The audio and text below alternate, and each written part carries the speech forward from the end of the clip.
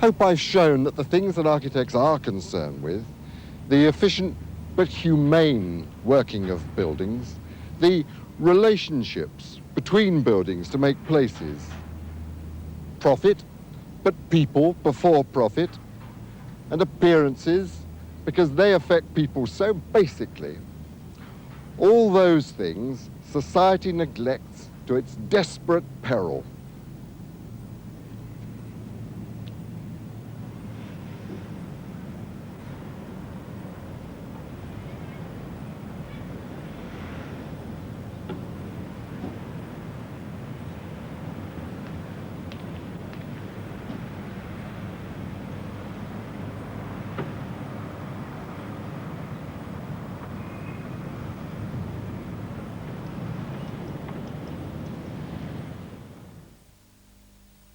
As a rather unhappy postscript to Mike Jenner's journey, last week 350 workers at this factory in Caen were told that their jobs would go when the factory closes at the end of the year.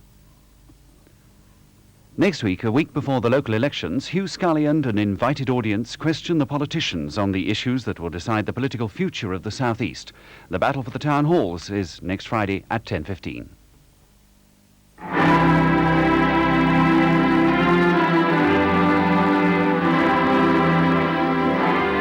April 1957, and the first Sky at Night programme. We were ushered in by the Arend-Roland comet to a period far more exciting than anything we could have imagined. In 1957, the great radio telescope at Jodrell Bank was barely completed. We knew nothing about quasars or pulsars, such as the strange ticking object inside the Crab Nebula, and the space age hadn't started. Now we've seen men land on the moon, while unmanned spacecraft have dropped through the lethal clouds of Venus and also sent back messages direct from Mars. The Voyagers have surveyed strange worlds, such as Io, Jupiter's volcanic satellite. There are powerful new telescopes, too. The Anglo-Australian telescope in New South Wales, the odd-looking multiple mirror telescope in Arizona, and many others. Astronomers go to places as widely different as the top of Mauna Kea at 14,000 feet and the tunnels of a gold mine in South Dakota. For this special anniversary program, we've been right round the world to collect the latest news about the unfolding universe. So I do hope you'll join us. Patrick Moore introduces a special anniversary edition of The Sky at Night on Sunday at 10 o'clock on BBC1. Well, now, before we continue, viewers to our Dover transmitter should note that essential aerial maintenance will be the cause of reduced power transmissions for at least 3 weeks. In 2 minutes, our late Friday night film is a comedy starring Walter Matthau, Plaza Suite. First on BBC1, the news headlines with John Humphreys. The Falklands crisis tonight appears to be moving into a new decisive phase. The Foreign Secretary, Mr. Pym, is preparing to return to London after his 2 days of talks in Washington. He says he's unable to report any particular progress. Britain's task force is now at what's called defence stations, the crews constantly ready for action, the ships zigzagging at full speed to minimise the threat from submarines. At home, Mrs. Thatcher has visited the fleet's operational headquarters at Northwood, heightening speculation that a landing on South Georgia is imminent. And the Foreign Office have issued a new appeal to Britons in Argentina to leave soon. The Argentine Foreign Minister, Mr. Costa Mendes, will be in Washington on Sunday, and his assessment tonight, it's 50-50 between peace and war, but he's still hoping for peace. Other news tonight, in the High Court, damages of over £51,000 have been awarded to a middle-aged Jamaican couple who were brutally beaten up by the police. 6 years ago, the home in North London of Mr. David White and his wife Lucille was raided by 17 policemen looking for stolen property. Nothing was found, but the couple received multiple injuries. The judge spoke today of monstrous, wicked and shameful conduct in the name of justice.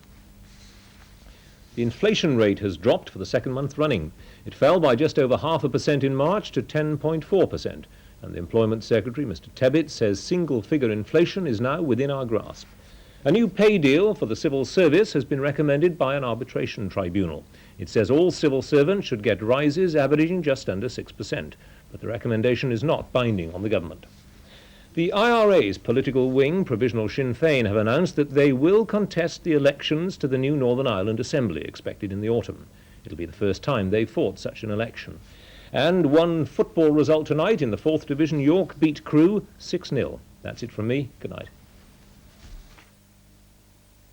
On BBC2 now, Newsnight includes an exclusive interview in which John Stapleton talks to Argentina's Foreign Minister, Mr. Costa Mendes. And incidentally, there'll be special reports from Newsnight with the latest developments in the situation on BBC2 both tomorrow evening and on Sunday. Now look at the weather.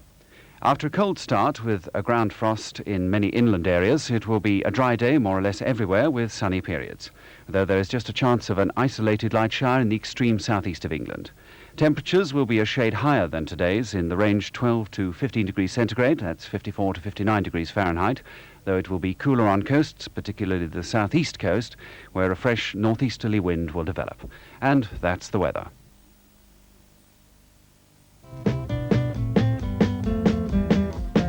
Now, before our late film, a look at programmes for Saturday evening on BBC1.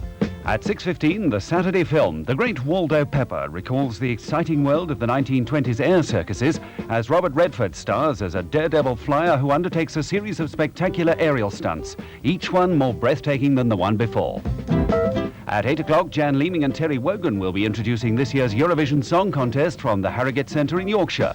18 countries, with the United Kingdom's hopes resting on the song One Step Further, sung by Bardo. The news at 10:15 is followed by soccer action highlights from the first and second divisions in Match of the Day with Jimmy Hill. And finally at 11:30, part 2 of the series Pearl, the intimate story about the men and women stationed at Pearl Harbor immediately prior to the Japanese invasion in 1942, brings Saturday evening on BBC1 to a close. Full details in Radio Times. Well, now we go through into the small hours of Saturday morning with our late film. Walter Matthau stars in a comedy trilogy set in Suite 719 of the New York Hotel, the Plaza Suite.